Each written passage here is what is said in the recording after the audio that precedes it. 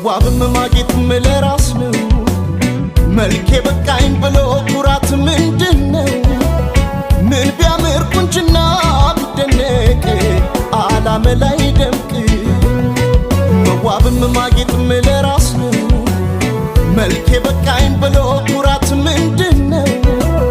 ምን ቢያምር ቁንጅና ቢደነቅ ዓላማ ላይ